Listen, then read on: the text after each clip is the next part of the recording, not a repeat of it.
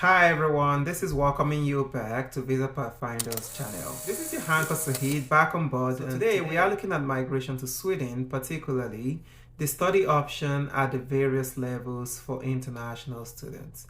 We're looking at that vis-a-vis the lower budget choice, availability of scholarships and financial aids, English proficiency requirements, the good acceptance rate, as well as jobs. Please note that this video is made based on information that is available to us at this point in time. The information keeps getting periodically updated. If you're looking to migrate to the European Union and areas, the United Kingdom, Canada, Australia, the US, New Zealand, Australia, among others, you're at the right place. If you haven't subscribed to our channel, kindly hit the subscribe button and turn on the notification so you don't miss out on any new videos that we do produce. Sweden is a Nordic country located in the Scandinavian peninsula in Northern Europe. It borders Norway to the west and north, Finland to the east, and it's connected to Denmark in the south. Sweden is part of the Schengen area. Sweden currently has 39 universities offering undergraduate and postgraduate courses and programs taught in English, with over 900 programs available to choose from. About a fifth of the proportion of Swedish institutions are ranked among the top or the best 200 in the world as of 2023. And this includes the KTH Royal Institute, Lund, Uppsala, Gothenburg, and the Stockholm universities. Studying in Sweden is free of charge for citizens of the EU and the EEA, and those are the European Union as well as the European Economic Area, as well as those with a permanent Swedish resident permit. Others may have to pay a tuition fee, which commonly ranges between 80,000 and 140,000 Swedish krona per year. And that is something equivalent to around 7,800 to 14,000 US dollar per year. Students usually from the EU or EEA can study in Sweden without any visa requirements. However, if you're from outside the EU or the EEA, you may need to obtain a student visa for study. In terms of the job market for graduates, Sweden is home to a number of local and internationally successful corporations. Think Volvo, Ericsson, H&M, Vattenfall, Scania, Skanska, Electrolux, among others, as well as some of the most exciting startups of recent years, and that you can think about the Skype or Spotify, among others. The internationality of such employers, as well as the high proficiency of English among Swedes, make it easier for qualified international graduates to get their foot in the door when it comes to the Swedish job market, even when their knowledge of Swedish is very limited. Sweden government has also put an effort into decreasing the red tape for foreign nationals looking to join the local workforce. There are also a number of scholarships available for you to study in Sweden, so that would make your study a lot easier as well. So if you want to study in Sweden, no matter what the program at what university, your application would go through the one official centralized website, and we shall be going on the screen right now to see that in details. So in terms of the Swedish universities, we've got Sweden has actually got two main types of higher educations: the universities and the university colleges. So both grant degrees, a bachelor's and master's degree level. So you've got about 39 universities offering courses and programs taught in English. Each university has got its own special characteristic, and that is, all unique to each of them. So there is a long list of institutions. You can see them right here, from the Karolinska to the KTH Royal, to Lund, Malmo, the Royal Institute of Art, Stockholm University, Uppsala, Gothenburg, and so on. So you should be looking to check out programs that are available in this apply to courses and programs in all of Sweden. So, and the way to go is for you to put in the semester you want to apply, as well as the program you're looking to apply to. So we can just see the different programs that are available and the locations.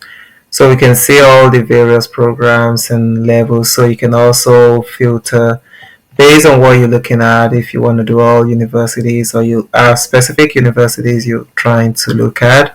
And you can also vary by subject as well as the levels, say bachelor's, master's, preparatory levels and all of that. So you got everything right available there. So check them out and you see the program you're looking for. Bachelor's degree requirements, so you can check out all the requirements for bachelor's degree. Entry requirements, which having successfully completed education and be able to demonstrate proficiency in English, which would vary from country to country, so you can actually check the English language requirements for more information. Master's degree has got a similar protocol, so just go through from general requirements, looking out for whether your degree really meet the requirements and other specific entry requirements depending on what program you're studying. So, and if you're applying to the bachelor's degree, this is the step-by-step instruction on what you want to apply for. You can take it all the way from the short overview all the way to how to create an account and all of that. So, and in terms of the short overview, so Sweden being a unique country in that they've got a coordinated admission system.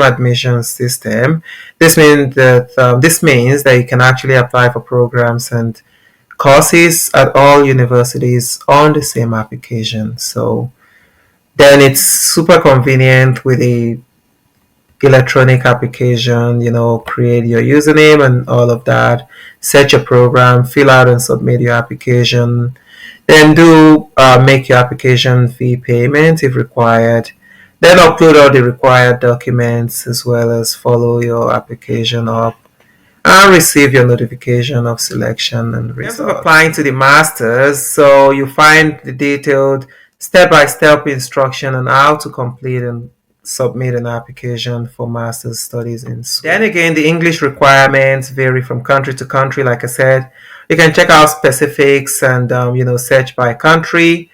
But just looking at the typical examples, like find your country of study at the required document page, so you can check them out. So for Ghana, as an example, so you would see where they say one of the following certificates must be submitted with your application, and that is the West African Senior School Certificate, where you should be having 6 subjects, and with the 3 core subjects being English, Maths, and Science, as well as 3 elective courses. So the SSCE or other like the GCE and all of that. So that is something you need to look into if you're Ghanaian and you're applying to you're looking to go to Sweden. For Indians, as another example, so it says that you need to find out what you need to submit, what previous studies really meet the general entry requirements, and how to meet the English requirement, and any special instruction for your country. So, and the following diplomas or certificates really meet criteria, and that includes all of these listed right here. It's quite a handful of those listed there, so you can check it. And for Nigeria, so basically they're looking at also the West African School Certificate, the Senior School Certificate, the National Technical Certificate, NTC, the Senior School Certificate, SSC, the General Certificate of Education, among others. So you can check those information. What that means to you basically from country to country is that you don't necessarily need to write any specific English proficiency exam, as whatever you probably have got, depending on your country of origin, would suffice for you to apply. So what do you need to submit? After submitting your electronic application, the next thing would be to submit your documentation to demonstrate your eligibility for the courses and programs that you applied for. So for that, what are the basic things that you would require? The basics are you providing your completed degrees and transcripts for courses and grades, as well as some other, showing how you meet the English requirement, resume to your motivational letter, references, and so on. So in terms of the admissions runs and spring semester availability. So international students have got 2 admission runs or periods to apply. Remember that the first admission round is specifically for international students and has got a lot of advantages in terms of the courses and programs that are taught in English, the deadlines and admission decisions are much earlier. Applicants also requiring resident permits, they have enough time. They do need to apply and receive their stuff. So the extra time also allows you to better plan for your move to Sweden. So the second admission round is actually the regular admission round for students living in Sweden.